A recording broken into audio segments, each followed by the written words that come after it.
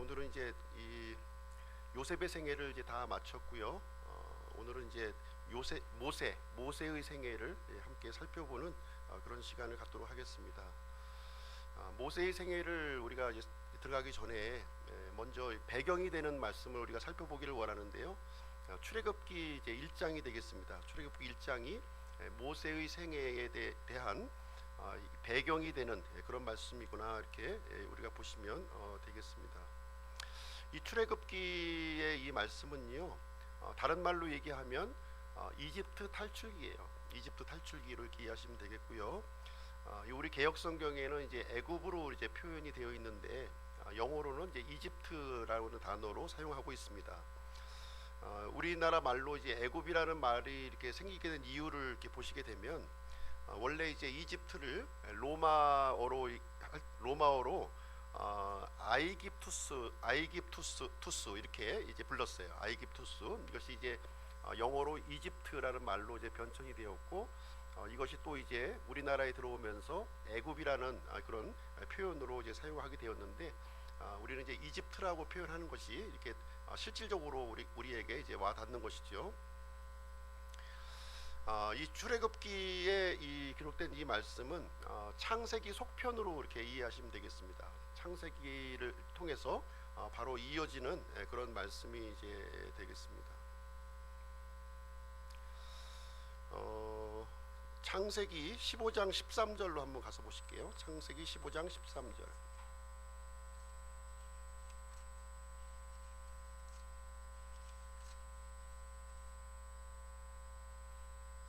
창세기 15장 13절 말씀 보겠습니다. 그분께서 아브라함에게 이르시되 너는 확실히 알라.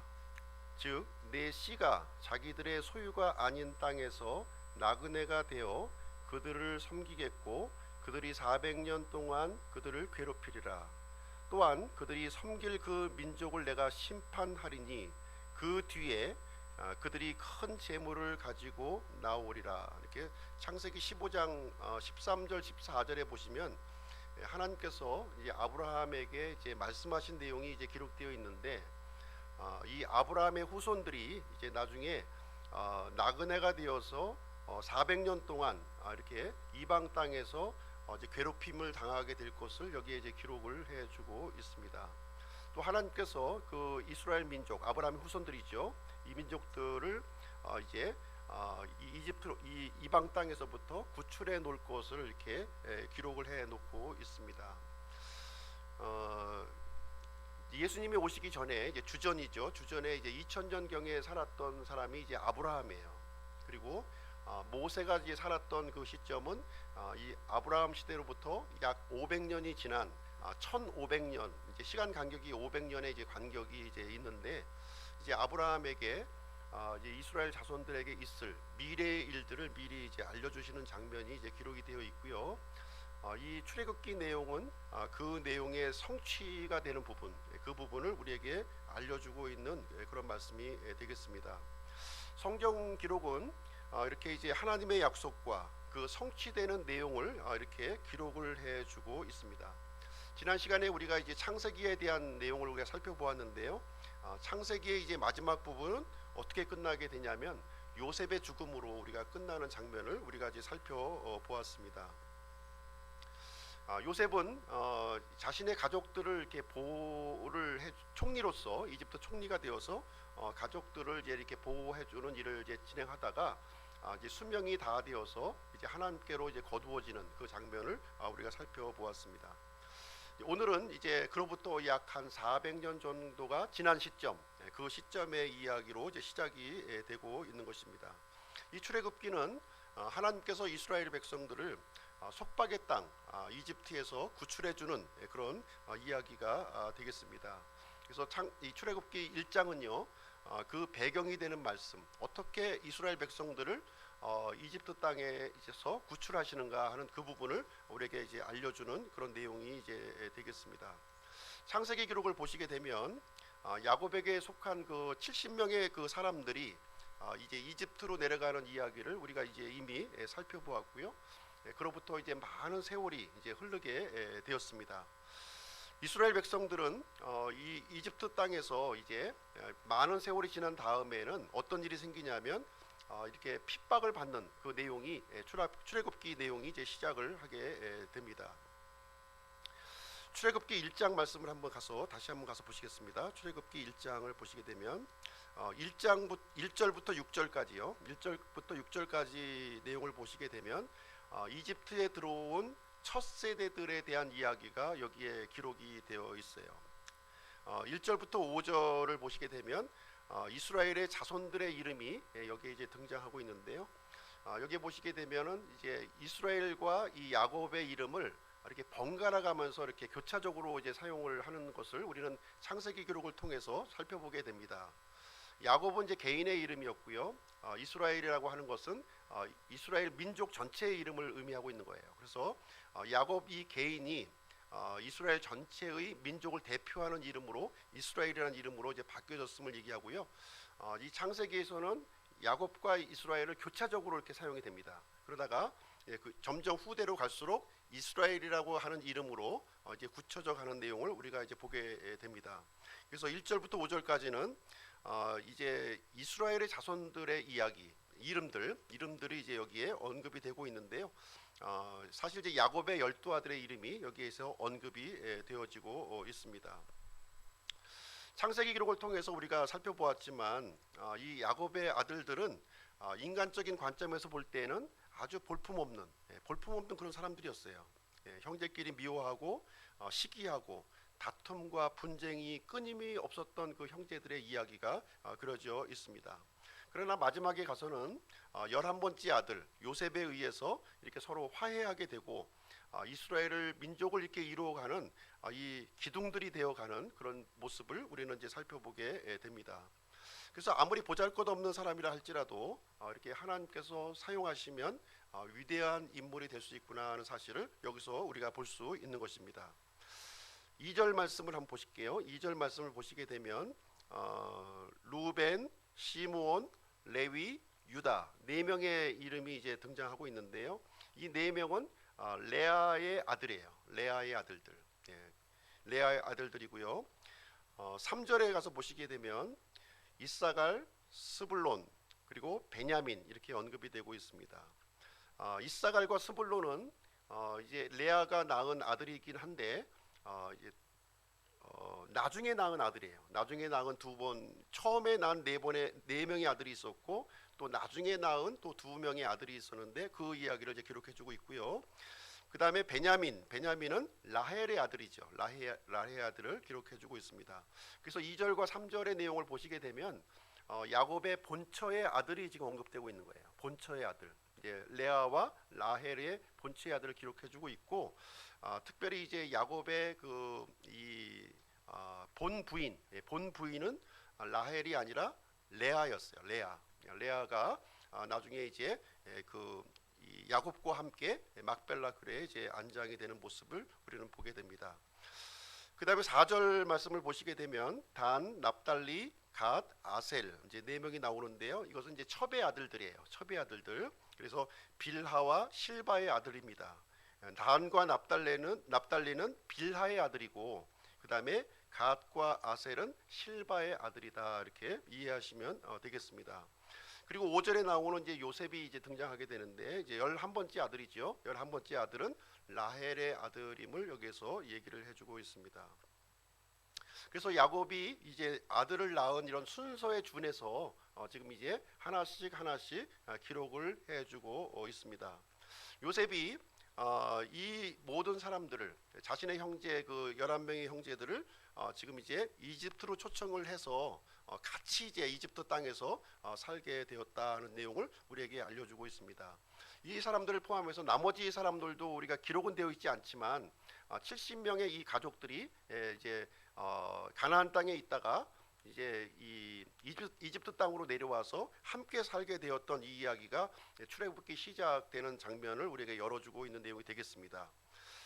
그런데 이제 이 사람들이 이제는 시간이 흘러가서 6절 말씀에 보시게 되면 요셉과 그의 모든 형제와 그 온 세대가 죽었더라 이렇게 기록이 되고 있습니다. 그래서 요셉뿐만 아니라 자신의 모든 형제들이 이집트에 내려왔던 형제들이 이제 이집트 땅에서 다 죽었다 이렇게 기록을 해주고 있습니다. 이렇게 함으로 인해서 창세기의 이 족장 시대, 족장 시대는 이제 마감을 이렇게 짓게 됩니다. 그렇죠? 마감을 짓고 이제 이 야곱의 이 가족들은 처음에 아브라함으로부터 시작된 그 씨였죠. 아브라함과 이삭과 야곱과 야곱의 12아들로 이제 구성되어 있는 이 한 가문에 불과했어요. 한 가문에 불과했는데 이 가문이 한 가문이 이집트 땅으로 이제 내려오게 되면서 이제 큰 스케일로 이제 발전되는 이야기가 출애굽기에 이제 기록이 되어 있고요. 큰 민족, 하나님께서 아브라함에게 약속해 주신 큰 민족이 되게 해주겠다고 하는 그 약속이 성취되는 장면이 출애굽기에 기록이 되어 있는 내용이 되겠습니다. 7절부터 14절까지를 내용을 보시게 되면 이제 시간이 많이 흘러서요. 거의 이제 한 아브라함 시대로부터 시작해서 약 400년이라고 하는 시간이 지나서 굉장히 많은 수의 그 이스라엘 민족으로 번성을 한 거예요. 그렇죠? 번성하게 되었는데 이 번성한 이스라엘 백성들에게 일어나고 있는 특별한 일을 지금 이제 여기서 알려주고 있는 내용이 되겠습니다. 이스라엘 백성들이 그 동안에는 이제 이집트 땅에서 편안하게 이렇게 살았어요. 편안하게 살았지만 지금 오늘 이제 시작하는 이 본문의 말씀을 통해서는 이스라엘 백성들이 압제와 고통을 당하는 그 이야기를 여기서 열어주고 있는 말씀이 이제 되겠습니다. 7절 말씀을 한번 가서 보실게요. 7절. 이스라엘의 자손이 다산하고 풍성하게 불어나 번성하며 심히 강하게 되어 그 땅이 그들로 가득하게 되었더라 이렇게 기록을 해주고 있습니다. 예수님 당시에 그 세계 인구가 2억이 안 됐을 것으로 지금 추산하고 있습니다. 2억 명. 근데 지금 이제 이 시점은 예수님 부터 1500년 전의 그 상황이었고요. 이 1500년 상황에서 이스라엘 백성들이 거의 200만 명 이상의 인원으로 이제 늘어나게 됩니다. 그러면 200만 명이라는 인원이 얼마나 크고 강대한 민족이라고 하는 사실을 우리가 알 수가 있을 것입니다. 그래서 이스라엘 백성들은요, 이집트에 내려와서 어느 땅에 거주하게 되었냐면 고센이라고 하는 그 지역에 이제 거주하게 되었는데, 이 고센이라고 하는 지역은 이 나일강 하류 이 삼각주에 있는 아주 비옥한 그런 이 토양이 이제 되겠습니다. 하나님께서 이제 아브라함에게 이제 큰 민족이 되겠다, 이제 이삭을 주시지 않았던 그때 큰 민족을 주겠다고 하는 그 약속이 이제 이루어지는 그런 상황을 보여주고 있습니다. 근데 큰 인원으로 번성했는데 이스라엘 백성에게 뜻하지 않은 그런 그 상황에 직면하는 이야기가 오늘 이제 펼쳐지게 됩니다. 8절 말씀을 한번 보시도록 할게요. 8절. 이제 요셉을 알지 못하는 새 왕이 일어나 이집트를 다스리더라 이렇게 이제 기록이 되어 있습니다. 이집트 땅에서 요셉을 만약에 모른다면 이제 간첩이죠. 그렇죠? 요셉은 대단한 인물이었어요. 당시 이 고대 근동을 강타했던 엄청난 기근으로부터 이렇게 나라를 구했던 아주 그 이제 위대한 인물이 바로 요셉이었기 때문에 요셉을 모르는 사람은 없는 거예요. 역사를 통해서 우리가 이제 세종대왕을 기억하듯이 이집트 사람들에게는 이 요셉이라고 하는 인물이 참으로 위대한 사람이었구나 하는 것을 이제 알고 있었습니다. 이제 요셉의 이 출애굽기 배경을 좀 우리가 설명해 볼 필요가 있었는데요. 요셉이 이제 총리로 이렇게 올라가게 되는데 왜 총리가 될 수 있었느냐 하는 것을 역사적으로 우리가 살펴보게 되면 요셉이 이렇게 이집트 땅으로 내려갔었던 그 당시에 힉소스 민족이 다스리던 이집트 땅을 다스리던 그런 시기였어요.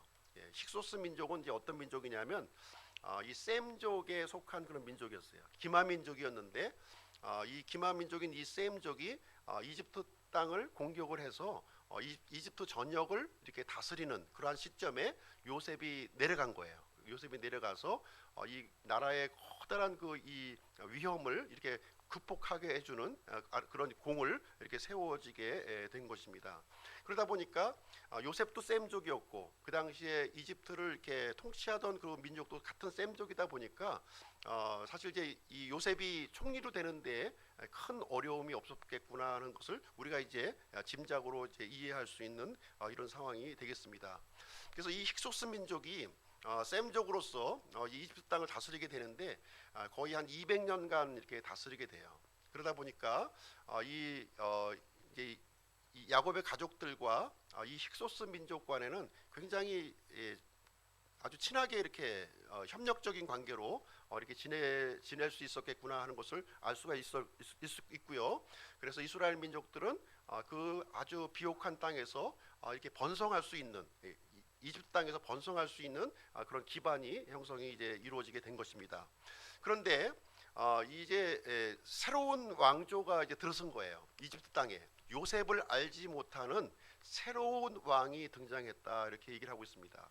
요셉을 알지 못한다고 하는 말은 무슨 얘기냐면 요셉을 인정하지 않는 왕이 생겼다는 거예요. 네. 과거의 이집트 역사를 인정하지 않는 그런 새로운 왕조가 등장하게 되온 것인데요. 어떻게 된 것이냐면은 이제 이집트의 그 원주민들이 반란을 일으킨 겁니다. 반란을 일으켜서 그 힉소스 민족을 이제 물리쳐서 물리치는, 어떻게 보면 이제 쿠데타가 이제 일어나서 새로운 이제 왕조가 형성이 된 거예요. 그러다 보니까 이제 상황이 이제 바뀌어진 거죠. 이제 그동안의 힉소스 민족은 요셉의 이런 가족들, 이 민족들과 협력적인 관계였지만 이제 이 토착민이 이렇게 반기를 일으켜서 이 힉소스 민족을 이제 내쫓아버리게 되니까 이제 함족과 이제 셈족은 서로 이제 좋은 관계로 있을 수가 없는 그런 상황의 면을 우리에게서 여기서 알려주고 있는 그런 내용이 되겠습니다. 그래서 셈족 중심의 왕조에서 이렇게 함족 중심의 왕조로 이제 넘어가면서 이제 이스라엘 백성들은 굉장히 어려운 힘든 상황을 이제 맞이하게 되었구나 하는 이런 모습을 우리는 이제 이해를 할 수가 있습니다. 그래서 그 동안에 이제 이렇게 우대받고 호위받던 그런 위치를 이제 벗어나서 이제 상황이 이제 완전히 역전되었고요. 이제 핍박받는 그런 상황으로 전락되어지는 그 이야기가 기록되어 있는 것입니다. 9절 10절 한번 보겠습니다. 9절 10절. 그가 자기 백성에게 이르되, 그가라고 하는 것은 이제 새로운 왕이죠. 요셉을 알지 못하는 새로운 왕이 자기 백성에게 이르되, 보라, 이스라엘 자손의 백성이 우리보다 더 많고 강하도다. 자, 우리가 그들을 지혜롭게 다루자.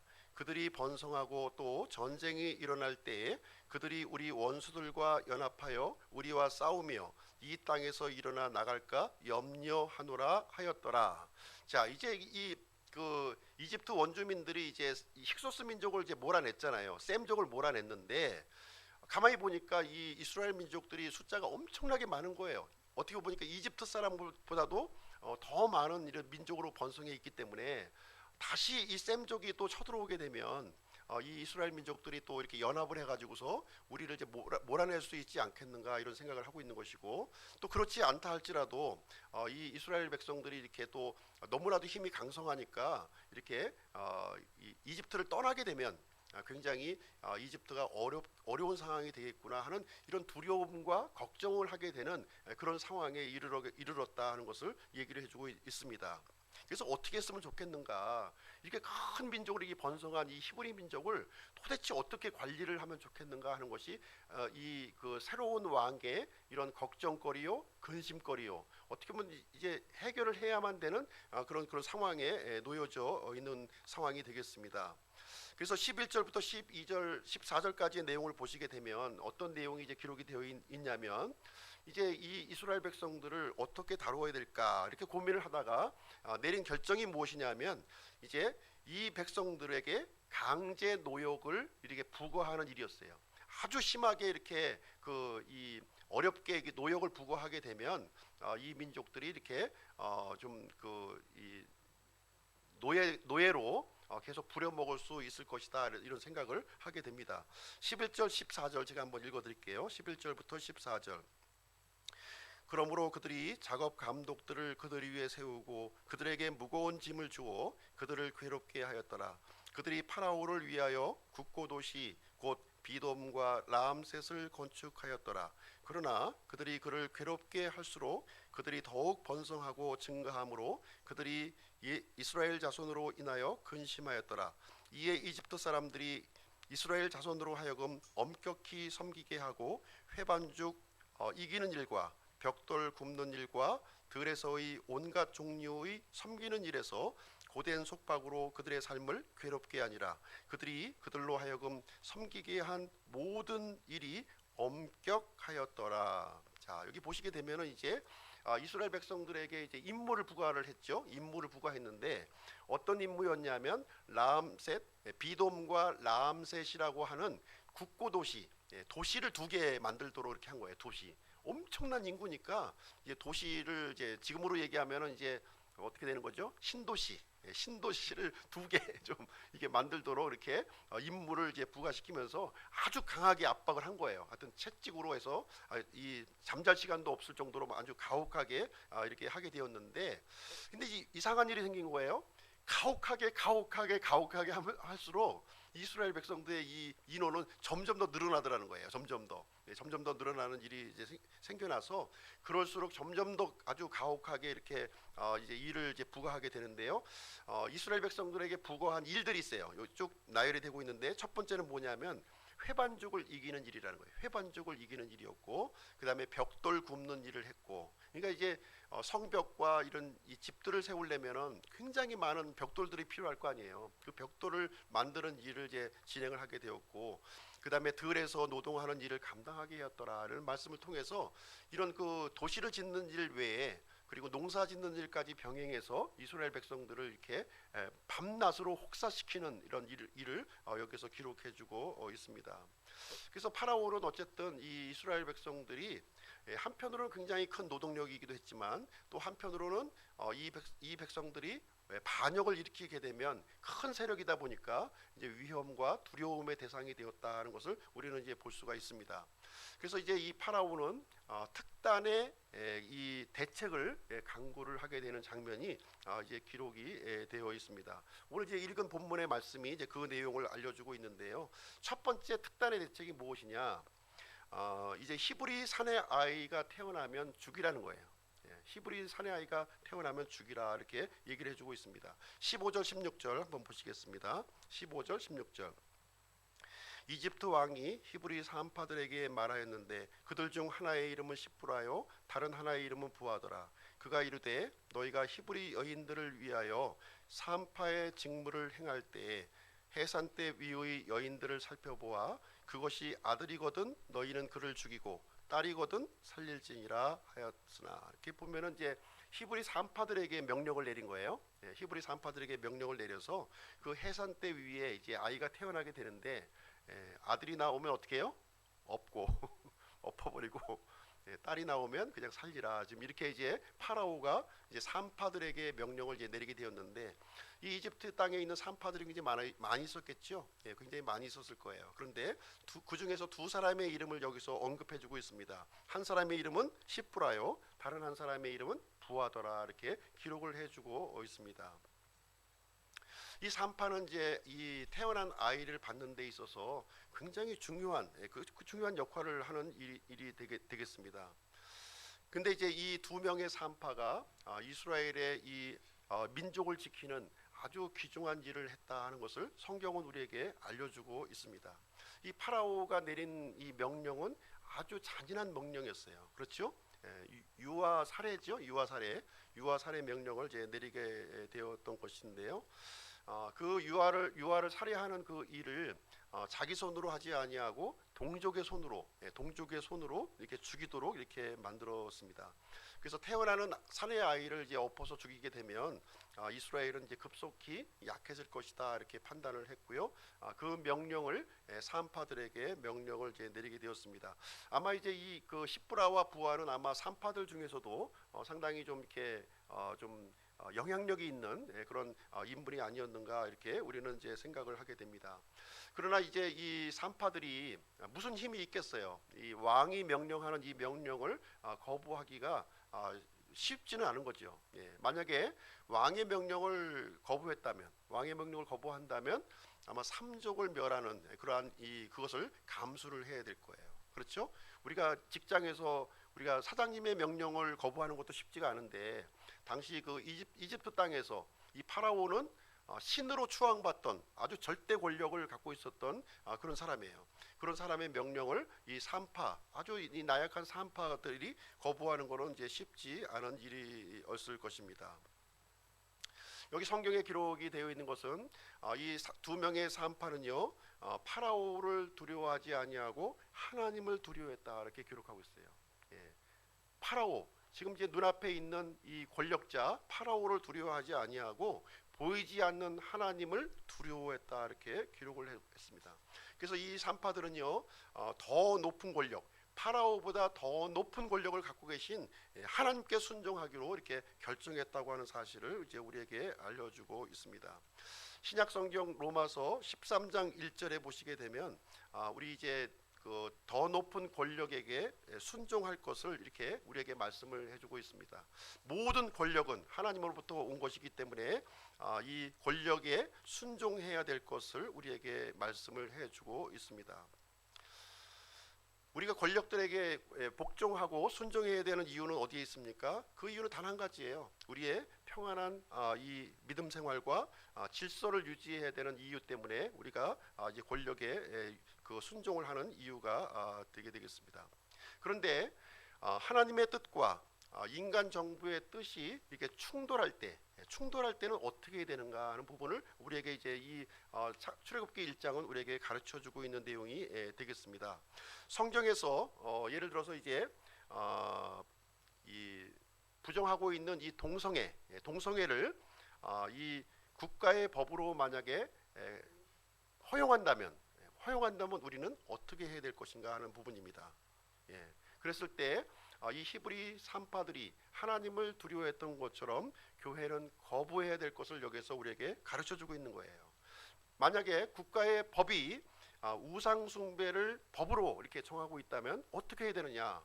그럴 때는 우리 교회는 우상 숭배를 거부해야 된다. 이 히브리 산파처럼 거부해야 된다는 것을 가르쳐주고 있습니다. 예를 들어서 이 정부가 공산주의나 사회주의 체제를 결정한다면 어떻게 되느냐? 성경에서 가르치고 있는 이 공산주의, 사회주의는 우리가 인정하지 않거든요. 그렇기 때문에 우리 교회는 공산주의와 이 사회주의 체제는 우리가 거부해야 될 것을 우리에게 가르쳐주고 있는 내용이 되겠습니다. 그렇다면 어떻게 거부해야 되는 것인가 하는 것이죠. 어떻게 거부해야 되는가? 그 어떻게 거부해야 되는가 하는 부분에 대해서는 우리가 이제 초대교회로 돌아가 보면 그 상황을 우리가 이제 좀 살펴볼 수가 있는데요. 국가가 강제로 성경에 거슬리고 있는 그런 내용을 강제로 권력으로 법으로 강제하게 되면 우리 믿는 사람들은 우리의 뜻을 밝히고 저항해야 될 것을 우리에게 가르쳐주고 있는 내용이 되겠습니다. 국가의 권력으로 폭력을 행사할지라도, 국가의 공력으로 짐승의 밥이 되게 할지라도, 국가의 권력으로 고문을 할지라도, 국가의 권력으로 감옥에 가둘지라도, 국가의 권력으로 사형을 집행할지라도 굴복하거나 타협하지 말아야 될 것을 성경은 우리에게 가르쳐주고 있습니다. 그래서 수많은 초대교회 성도들, 믿음의 선진들은 이 세상의 구차한 삶을 이렇게 구걸하지 않았다는 거예요. 구걸하지 않았어요. 로마 황제 네로가 로마의 그 이 화재 사건을 그리스도인들이 화재를 일으켰다고 뒤집어 씌웠습니다. 그래서 이 그리스도인들을 핍박하고 압제하고 고문하고 감옥에 갇히고, 심지어는 그 목을 잘라가지고 그 머리를 이 로마 네로의 그 궁전을 밝히는 횃불로 사용했을지라도 이 그리스도인들은 그 권력에 굴복하지 아니하고 저항했던 모습을 우리는 보게 됩니다. 그래서 이 당시 그 이 히브리 산파들은요, 이 파라오의 이 명령을 받아들이지 아니하고 하나님을 이렇게 순종하는 쪽으로 선택했던 모습을 우리는 이제 보게 됩니다. 17절 말씀 한번 보겠습니다. 17절. 산파들이 하나님을 두려워하여 이집트 왕이 자기들에게 명령한 대로 하지 아니하고 산의 아이들을 살려두었다. 이렇게 분명히 파라오는 이제 엎으라고 했는데 이 이 산파들은 없지 않고 산의 아이들을 살려두는 선택을 했다고 이렇게 기록을 했습니다. 이 사실을 이제 알게 된 파라오는 이 산파들을 다 소집시켰겠죠. 산파들을 소집시켜서 어찌하여 너희들이 이 산의 아이들을 살려두느냐 이렇게 이제 신문을 하는 내용이 이제 18절에 기록이 되어 있고요. 이 파라오의 신문에 대해서 이제 산파들이 대답을 하는 장면이 19절에 기록이 되어 있습니다. 19절 한번 보겠습니다. 산파들이 파라오에게 이르되 히브리 여인들은 이집트 여인들 같지 아니하고 생기가 넘쳐서 산파들이 자기들에게 오기 전에 해산하이다 하매 이렇게 대답을 한 거예요. 지혜로운 답변을 여기서 이제 하게 된 것입니다. 이집트 여인들은 이렇게 천성적으로 약하다 보니까 산파들이 가서 이렇게 해산하는 걸 도와줘야 되는데 이 이스라엘 히브리 여인들은 너무나도 아주 신체가 건강하기 때문에 우리가 이제 태어난다고 해서 가보면은 이미 태어났다는 거예요. 이미 태어나가지고 엄마 손에 지금 아기가 있는데 어떻게 하면 좋으냐, 그 엄마 손에 있는 것을 어찌할 수 없다 하는 것을 이제 파라오 왕 앞에 이제 지혜롭게 대답하는 장면이 여기에 기록이 되어 있는 것입니다. 파라오는 당시에 강력한 왕이었어요. 강력한 왕이었습니다. 그러나 이 연약한 히브리 산파들이 파라오의 권력을 이렇게 꺾어내는 그런 모습을 우리는 보게 됩니다. 그리고 하나님께서는 이 믿음의 결단을 하고 나서고 있는 이 히브리 산파들을 보호해 주시는 내용이 여기에 이제 기록이 되어 있습니다. 이 성경 기록에 보시면 파라오의 이름은 언급되어 있지 않아요. 그러나 이 이름 없는 약한 이 산파의 두 명의 이름이 여기에 기록이 되어 있는 모습을 우리는 이제 보게 됩니다. 하나님께서는요, 이 이스라엘 이 산파들의 이 믿음, 이 하나님을 두려워하는 이 믿음을 통해서 이스라엘 백성들을 더 번성케 하셨고, 그리고 이 산파들의 이 집안을 이렇게 세워주시는 그 이야기가 이제 기록이 되어 있습니다. 20절, 21절 한번 보겠습니다. 20절, 21절. 이러므로 하나님께서 그 산파들을 선하게 대우하시니 백성이 번성하고 힘이 강하게 되었더라. 산파들이 하나님을 두려워하였으므로 그분께서 그들의 집을 세워주셨더라. 이 하나님께서 이렇게 이스라엘 백성과 산파의 집을 선하게 대우해 주셨는데 그 원인이 어디에 있느냐? 그 원인은 하나님을 두려워했다는 그 이유 때문에 하나님께서 이런 은혜를 베풀어 주시는 이 장면이 여기에 이제 기록이 되어 있습니다. 히브리 산파의 이 믿음을 보시고 하나님께서는 은혜를 부어 주신 거예요. 이 핍박과 고난 중에 있지만 이 파라오라고 하는 강력한 이 권력 아래 고통받고 압제받는 이 백성들에게 하나님께서 은혜를 폭포수같이 지금 부어주시는 장면을 여기서 기록을 해주시고 있고요. 이제 아브라함에게 약속하셨던 그 일을 성취하시기로 준비하는 하나님의 이 모습을 우리는 여기서 발견하게 되는 것입니다. 여기에 대해서 파라오는 더 강력한 명령을 또 내립니다. 더 강력한 명령을 내려요. 상황은 최악으로 치닫지요. 하나님은 은혜를 베푸시지만 이 파라오의 배후에 있는 이 악한 마귀는 더 강하게 하나님하고 대항하는 장면이 여기 기록이 되어 있습니다. 22절 한번 보겠습니다. 22절. 파라오가 자기의 온 백성에게 명하여 이르되 너희는 아들이 태어나거든 다 강에 던지고 딸은 다 살려두라 하였더라. 자, 태어난 아이 어쩔 수 없지요. 그러나 태어났지만 이 사내의 아이는 모두 강에 갖다 버리라는 거예요. 이 강은 어디죠? 나일강입니다. 나일강에 갖다 버리라 이렇게 명령을 하게 됩니다. 나일강에는 뭐가 많이 있죠? 네? 악어떼, 악어떼가 많이 있습니다. 버리는 족족 이제 악어가 와서 이제 악어 밥이 이제 된다는 사실입니다. 자, 이제 격전이 벌어진 거예요. 하나님과 파라오 간에 이제 전쟁이 일어난 것이고요. 하나님과 당시 이 이집트는 나일강을 신으로 이렇게 섬기는 나라였습니다. 그래서 하나님과 나일강과의 이런 그 결전이 지금 이제 일어나는 장면을 여기서 이제 보여주고 있습니다. 우리는 여기서 이제 생각해야 될 것은 무엇이냐면 모든 일에는 이렇게 영적인 배후가 있다는 것을 알아야 돼요. 영적인 배후가 있다는 사실을 우리는 알아야 됩니다. 하나님께서는 창세기 3장 15절에 이제 여자의 씨를 우리에게 보내주시겠다고 약속을 해주셨습니다. 그래서 하나님께서는 이 약속을 이루시기 위해서 한 사람 아브라함이라고 하는 사람을 이제 택하셨고, 이 아브라함을 통해서 이제 메시아를 보내주시겠다고 약속을 해주셨어요.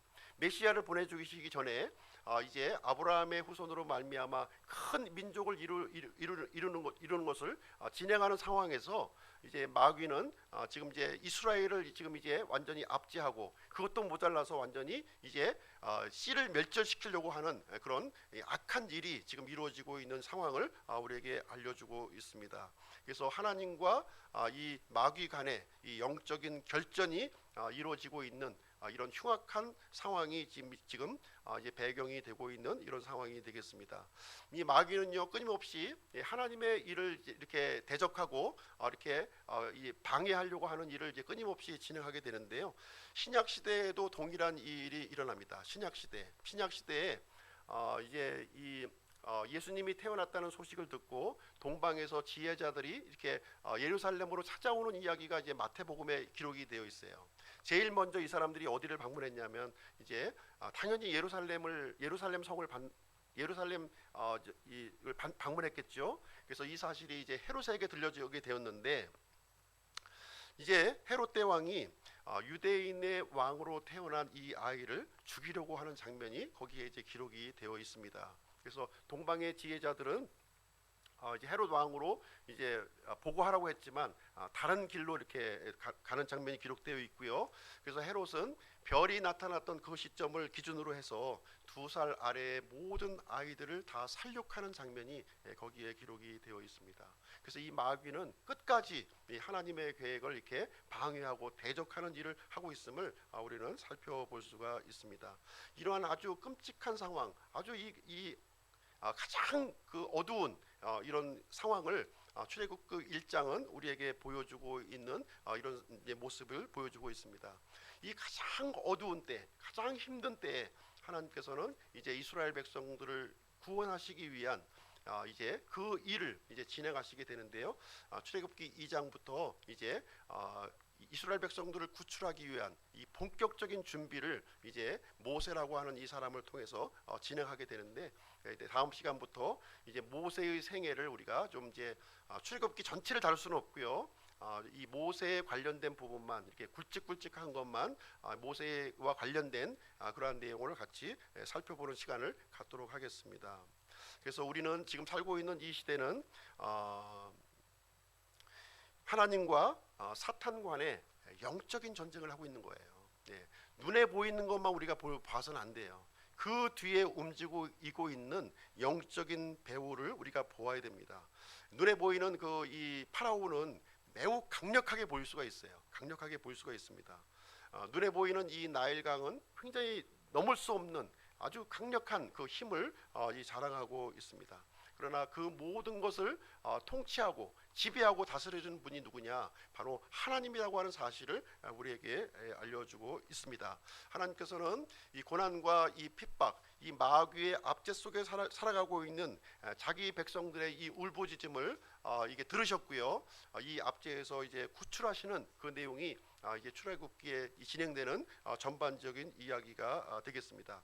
하나님께서는 고통받는 이 자기 백성들의 울부짖음을 결코 외면하지 않았어요. 그 울부짖음을 들으시고 그 백성들을 이제 그 압제로부터 구출을 하시는 하나님, 전능자 하나님이라고 하는 사실을 우리에게 알려주고 있습니다. 오늘은 이상으로 이렇게 마치고요. 다음 주부터 이제 모세의 생애 같이 살펴보는 그런 시간을 갖도록 하겠습니다.